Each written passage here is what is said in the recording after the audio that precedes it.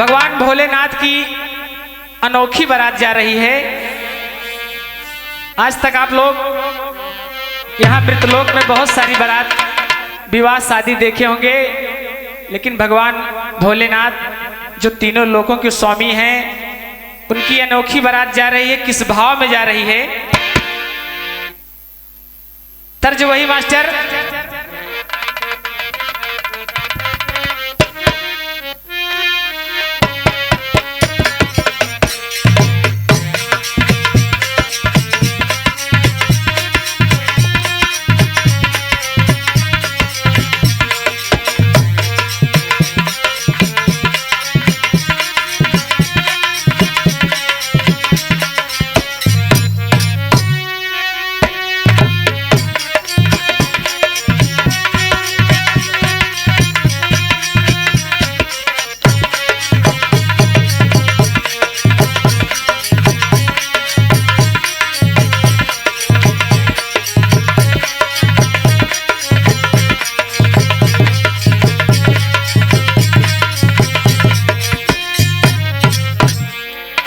तर्ज वही है जो हमारे हारमोनियम मास्टर संकेत कर रहे हैं। तो गाने का भाव क्या है? भगवान भोलेनाथ की बारात अजीबोगरीब ढंग से जब राजा हिमांचल के दरवाजे पहुंचती है, तो गिरजा की जो सखी सहेली हैं बड़े खुशी खुशी उत्साह में देखने के लिए बारात जाती हैं कि चलो गिरजा की बारात आई है, देखें कैसा है दूल्हा। तो सखी जब भगवान भोलेनाथ का ये रूप देखती है, तो जाके गिरजा से बताती क्या है? अरे सखिया के कहन लगी गिरजा से। सखी दौड़ी दौड़ी आई और गिरजा भवानी से कहने लगी कि हे सखी, मैं तुम्हारा दूल्हा और बारात देख के आ रही हूं, लेकिन मुझे बड़ा ही अचंभा लगा। तो पूछती है कि क्या अचंभा लगा? तो वही अपने गिरजा से बता रही है। अरे सखिया के कहन लगी गिरजा से, आइल बानी दुल्हा तो हर बरदा से। सखिया के कहन लगी गिरजा से, आइल बानी दुल्हा तो हर बरदा से। सखिया के कहन लगी गिरजा से, आइल बानी दुल्हा तो हर बरदा से। क्या बात है? अरे जिया मास्टर।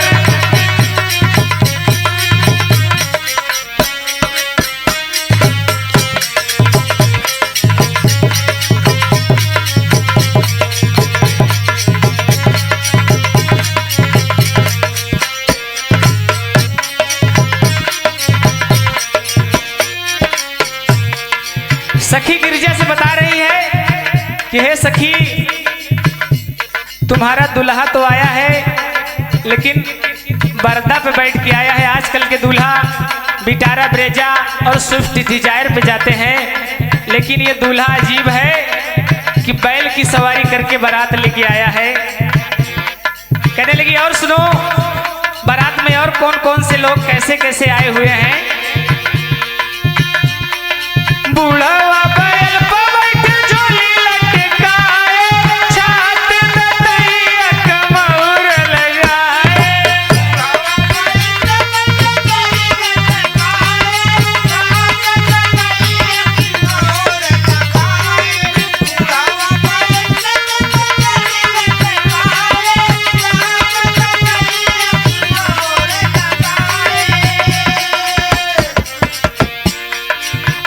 सखी कहने लगी कि हे गिरजा, जो आपका दूल्हा आया हुआ है, बुढ़वा बैल की सवारी करके आया है और सर पे मोर और पगड़ी की जगह दतैया का छत्ता लगाया हुआ है। ऐसा दूल्हा तो आज तक मैंने कभी नहीं देखा। और गिरजा को बड़ी शर्म आती है कि का बताई, हमारे बेइज्जती करावे बरे आई गए काई बारात लेके। बूढ़ा बैल पे बैठे झोली लटकाए, छात दतैया कमौर लगाए।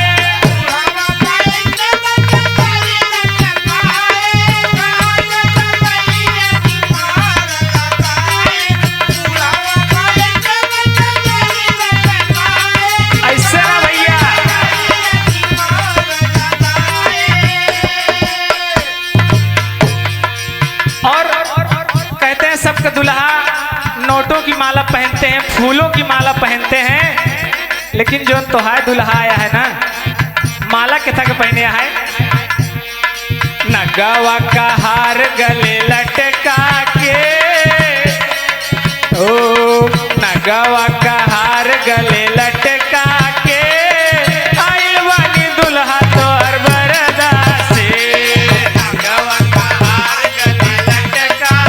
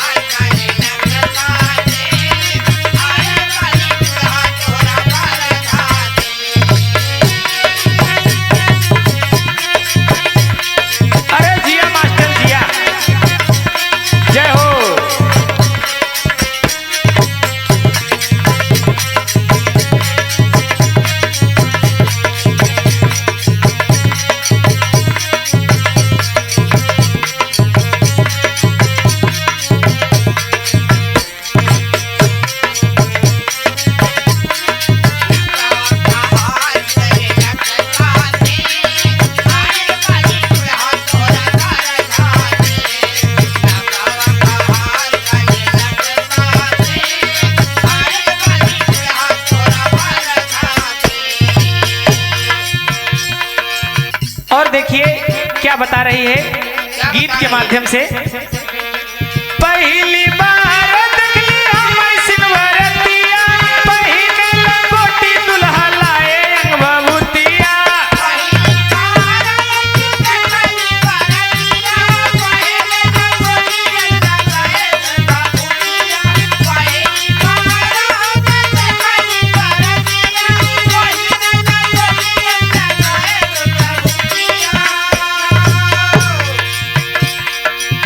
कहने लगी सखी, आप मेरा विश्वास कीजिए, मैंने ऐसी बारात आज तक कभी नहीं देखा था, ऐसे दुल्हा कभी नहीं देखे रहे।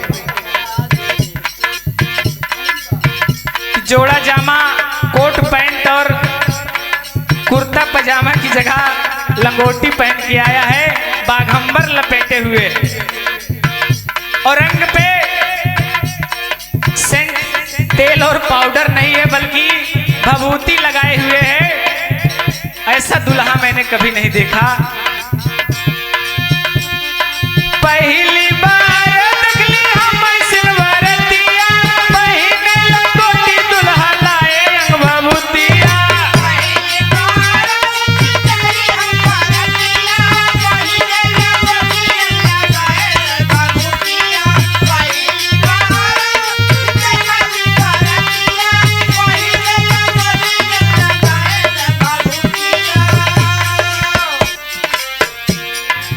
ये सारी बात सुनकर मैना रानी को बड़ा क्रोध आता है और नारद भगवान के ऊपर गुस्सा हो जाती हैं। कहे कि मैना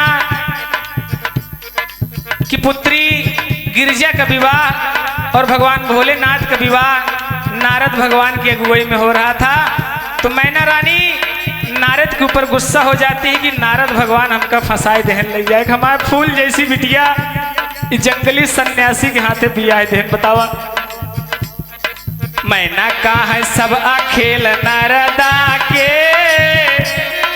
मैना रानी कहने लगी कि सब है जो लौकी के बाजा लेके बंटावा मोड़ लेके आवत है नारद, वही का सारा खेला हमारे बिटिया के बोर दे। मैना का है सब खेल नारदा के, आइल वाली दुल्हा तोर बरदा से। मैना का है सब खेल नारदा के,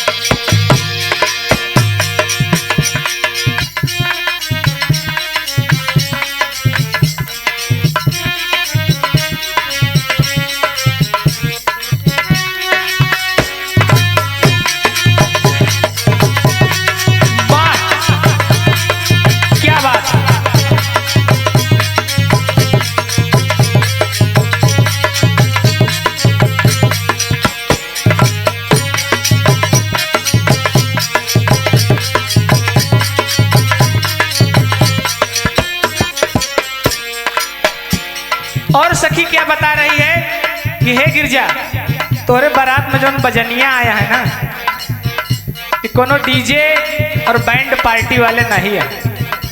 कहीं फिर कैसे बजनिया आया है? कहने लगी सुनो क्या बता रही है सखी। मैं ढक बजावे बाजा दुआर के चरवा, भूत प्रेत नाचे लूला लंगड़ा अंधरवा।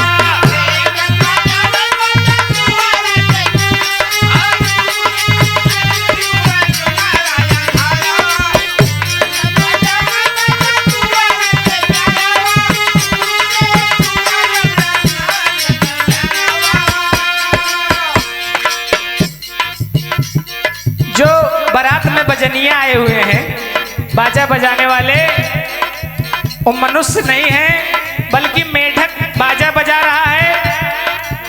और जो नाचने वाले हैं भूत और प्रेत, जेकर दिने में देखे डराई जाए बाराती। लड़का देख ले तो हो सके तो खाना न खाए डर के मारा।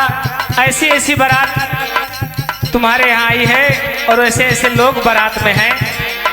मेढक बजावे बाजा दुआर के चरवा, भूत प्रेत नाचे लूला लंगड़ा अंधरवा।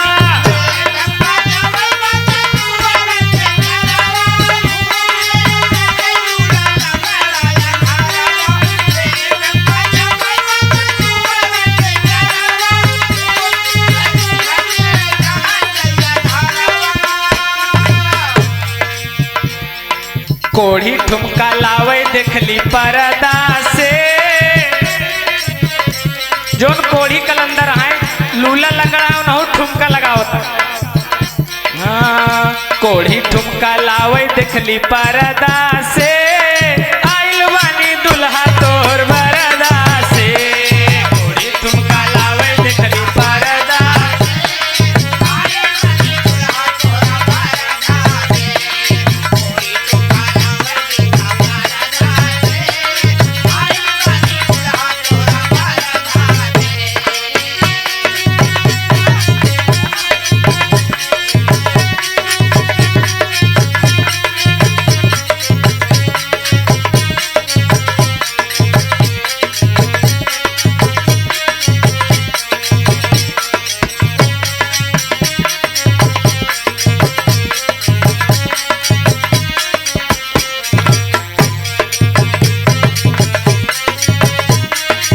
ऐसे ना भैया।